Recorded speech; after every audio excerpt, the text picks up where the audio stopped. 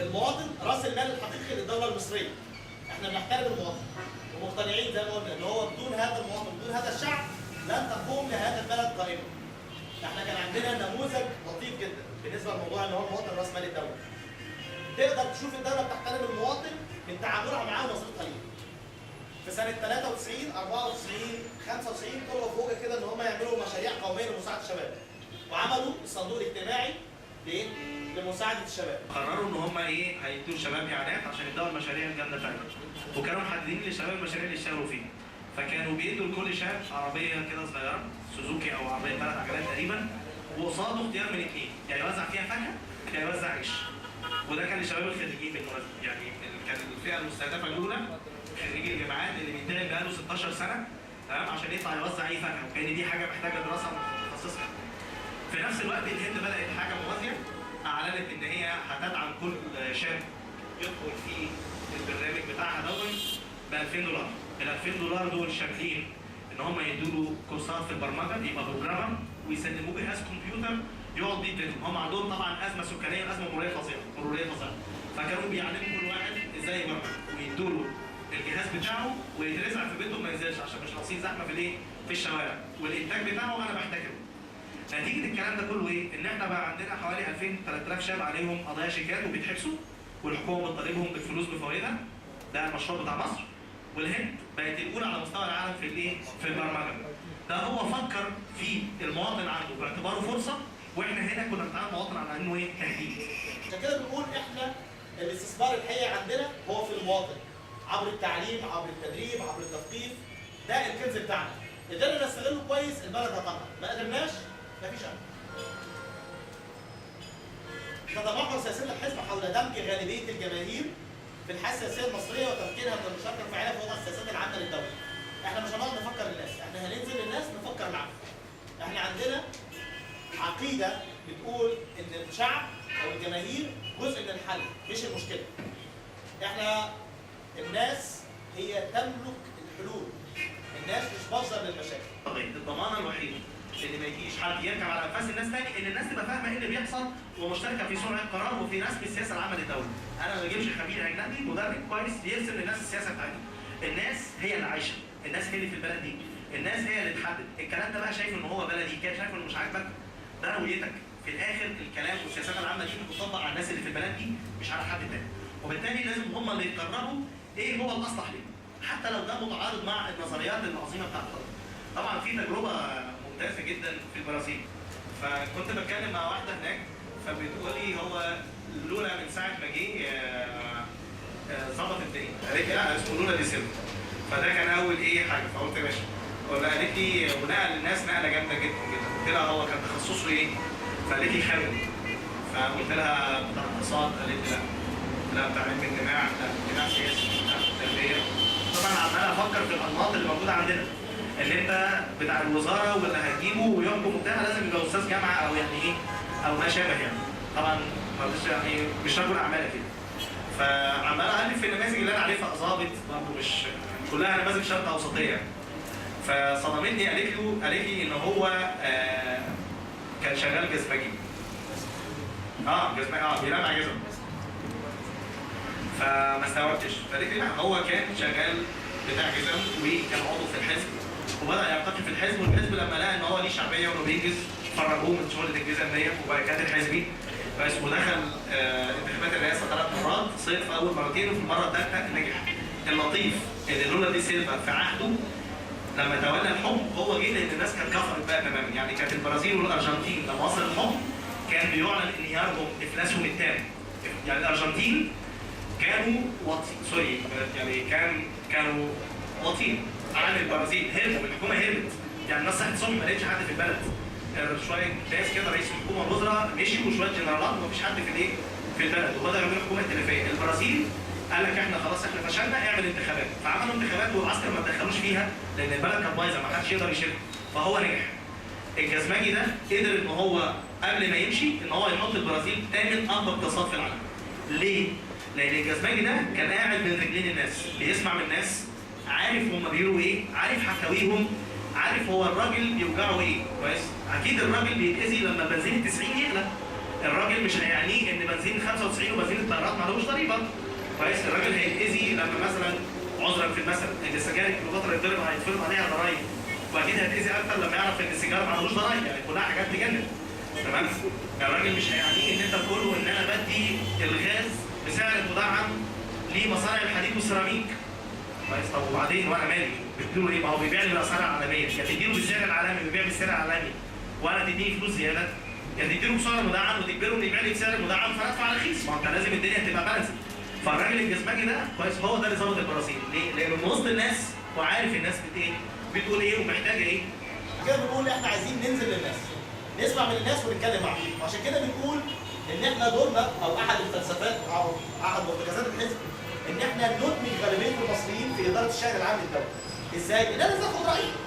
انا دلوقتي بدل ما اقعد احط سياسات في الصناعه في مصر، انا انزل اقعد مع العمال. هيقول كلام بسيط بس كلام فيه شفا، هو في الاخر اللي بيشتغل، هو الترس اللي موجود. انا هقعد اقول له ان احنا رفع كفاءه العامل وان هو المفروض يعمل كذا كذا كذا كذا، هو عنده مشاكل ثانيه خالص، هو عنده رؤيه ثانيه خالص. هو شايف ان هو المكنه دي كويسه ممكن تشتغل، بس لو شلنا الحته الفلانيه وحطينا الحته الفلانيه، او ان هي المكنه كويسه بس المهندس ما يفهمش. لازم تنزل تسمع من الناس. الفلاح ممكن يقول لك السماد ده اصلا بايظ بس الدوله بتفرضه عليه. يعني ممكن تبقى الحلول بسيطه جدا جدا، ولكن انت ما تصرفش، ما تسمعش من اصحاب الراي. عايزين ننزل ونسمع من الناس، وكلام الفلاح على كلام الصنايعي على كلام استاذ الجامعه على كلام الطالب هو ده اللي هيرسم السياسه العامه للبلد. ده بيقول جزء، ده بيقول جزء، ده يقول حته، ده يقول حته، في الاخر الصوره بتكتمل. بنقول ان احنا حزب لكل مصري حر متسع الافق، رافض للقوالب الجامده، لا يتقبل الافكار والاراء دون برهان او دليل، متقبلين ومستثمرين للنقد والتنوع والاختلاف. هو حزب قايم على التنوع. احنا حزب لايبرز زي امريكا كده. امريكا فيها بنوك على بيض على بس في الاخر بشكل ما، طبعا منظومه مصريه بس بشكل الاطار العام بيقولوا ان احنا بنتقبل بعض وبنتقبل التنوع ده ونحاول ان احنا نستثمره. احنا عايزين نعمل ده بشكل حقيقي، احنا عايزين نتقبل نفسنا زي ما احنا، مش هندخل في كلامات ونقاشات، احنا عايزين نركز على شغل وعلى عمل. كل واحد عنده معتقد جوه دماغه على عيني وعلى راسه. مارس انشطتك بره ومارس معتقدات بيتك ومع اصحابك بره، ولكن هنا احنا داخلين ننفذ، داخلين نتفق على برامج وعلى اهداف هننفذها. بنقول ان احنا حزب بنستلهم روح الثوره، بنعزز مكتسباتها ومنجزاتها. الروح الثوريه هي الثوره، يعني الثوره هي فعل غير متوقع. يعني الثوره انت بتعمل فعل خارج على الايه؟ خارج على المألوف وغير متوقع بشكل. الروح الثوريه هي نفس الموضوع، ان انت بتبدا تتعامل مع القضايا والمشاكل اللي موجوده عندك بحلول غير متوقعه وغير تقليديه تتناسب مع المرحله اللي انت اللي انت فيها. فاحنا بنقول الروح الثوريه دي احنا عايزين نحافظ عليها وعايزينها تظل مشتعله، لان هو ده اللي بيدفع الناس ان هي تكسر حاجز الخوف عندها والتقاليد الموروثه عندها والتعليم. يعني احنا كان كل واحد فينا جوه دماغه بدون ما حد يوجهه جوه منظومه كده من افعل ولا تفعل، افعل ولا تفعل، ما تعملش كده لحسن يقولوا كذا، ما تعملش كده لحسن يحصل لك كذا، ما تعملش كده لحسن يحصل. لا احنا عايزين الكلام ده كله يتلاشى. احنا بنقول ان احنا حزب زي ما قلنا حزب شبابي في روحه، وان احنا بنستلهم الروح الثوريه دي، وان احنا هدفنا في الفتره اللي جايه دي ممكن تبقى ال5 سنين الجايه ان احنا نعظم مكتسبات الثوره، ان احنا نحقق باقي اهدافها وان احنا نحافظ عليها. الثوره علشان نقول ان في ثوره لازم يبقى في تغيير شامل. يعني ما ينفعش ان انا اسقط نظام سياسي فاقول ان انا عندي ثوره. الثوره هي تغيير في النظام السياسي، تغيير في اليات الاداء الاقتصادي، تغيير في البنيه الاجتماعيه بتاعت المجتمع. يعني احنا عندنا في مصر في تاكل شديد للطبقه الوسطى، وطبقه الفقراء بتزيد جدا جدا جدا، وطبقه الاغنياء بتزداد تركزا، وكميه الفلوس اللي في ايديها بتزداد، يعني بيزداد قيمتها وحجمها، وده خلل. فانت عشان تقول ان انت في ثوره انت محتاج تعيد بناء الطبقه الوسطى عن طريق ان انت تطلع من الناس اللي تحت عند فوق، كويس، وتنزل شويه من اللي فوق عند تحت، وتاخد الفلوس وتتوزع عشان تستراكشر الكلام ده كله. ده سبيل. فانت ده بنيان اجتماعي، ده بتعيد توزيع الطبقات في المجتمع، بتحدد الاداء الاقتصادي بتاع الدوله. انا مش هاخد عايشه على المعونات، انا هصنع، لا انا هزرع، طب انا هشتغل في الاي تي، لازم احدد انا عايز ايه، احدد انا عايز اعمل ايه، البلد توجهه في الفتره الجايه هيكون عامل ازاي. والنظام السياسي يعني ادينا بنحاول نسقطه، هو مبارك مشي بس النظام السياسي لسه ما مشيش. وحتى هذه اللحظه احنا عمالين ندور من الصف الثاني والصف الثالث الفاسد ايضا اللي موجود. منهجيه وضع البرنامج بنقول ان احنا ما عندناش برنامج ولا سطر. احنا اسهل حاجه عندنا ان احنا ندخل في البتاع اللي جوه دي، نقفل نفسنا 10 ايام ونطلع برنامج، معقول لطيف، يعني اتليست لجنه الاحزاب هتقبله. واروع برنامج حزبي حصل في تاريخ الحياه السياسيه المصريه كان برنامج الحزب الوطني الديمقراطي، وده بدون ادنى مبالغه. جابوا الناس كلها وقعدوهم اساتذه الجامعات على خبراء، وهتكتب يعني هتكتب، والناس قعدت وكتبت، طلعوا برنامج ممتاز ونجم عنه اسوأ حالات الفساد في تاريخ مصر. ليه؟ لان هو نخبه قعد حط ما يتخيل انه يصلح لمصر، ولكن هو ما كتبش اللي يصلح لمصر بشكل فعلي. اللي يصلح لمصر بيحددوا المصريين، ما بيحددوش جزء ضئيل جدا من المصريين اسمه، ما يحددوش ناس قاعدين بقالهم 10 و20 و30 سنه في مكاتب ومنفصلين عن الشارع. اخر اختلاطه بالشارع كان ان هو كان مثلا في الجامعه من 30 سنه، ففي ناس كتير كده. يعني هو اخر اتصاله بالناس وبالشارع بس من 10 سنين، من 15 سنه، من 30 سنه. احنا ممكن نكون كده بجزء بشكل ما، ولكن نقول احنا عايزين ننزل. يعني حتى لو احنا كده احنا مدركين اهميه ان احنا نرجع ننزل الناس، فهننزل للايه؟ هننزل للناس. طيب البرنامج هنعمله ازاي؟ احنا بنقول ان احنا عندنا فكره هي قد تكون مرهقه قليلا، ولكن احنا مقتنعين ان في تنفيذها هيبقى فيه الشفاء ايه ان شاء الله. احنا عايزين نعمل مجموعه من ورش العمل الشعبيه. يعني ايه؟ يعني انا لما اجي اتكلم على ملف الصناعه مثلا هقول عندي ملف صناعه الغزل والنسيج. ليه صناعه الغزل والنسيج اتطورت في مصر؟ انا هنزل اقعد مع عمال مصنع او اثنين من بتوع شبرا الخيمه مصانع الغزل والنسيج، يقولوا لي المشاكل العمال ويقولوا لي الحل. لازم يقول لي الحل، وكل واحد على فكره عنده حل. يعني انت بيقعد يشكي كده مندبه بس اقول له طب نتصرف ازاي؟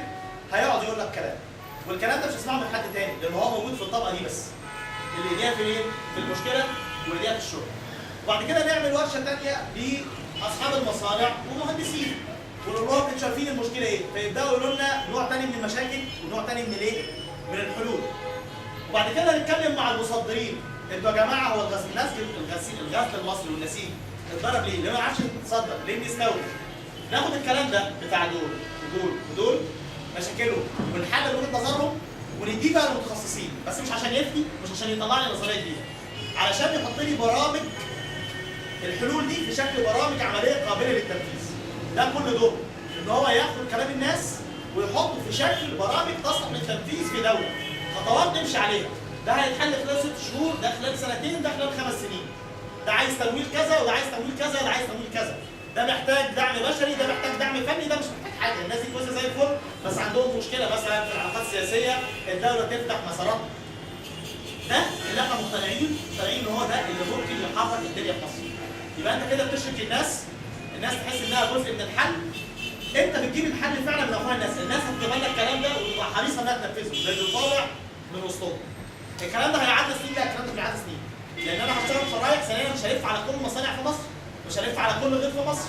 انا هعمل ورشه بالنسبه للفلاحين، هعمل ورشه في الدلتا وورشه في الصعيد. بالنسبه للمصانع هعمل ورشه هنا في الغزل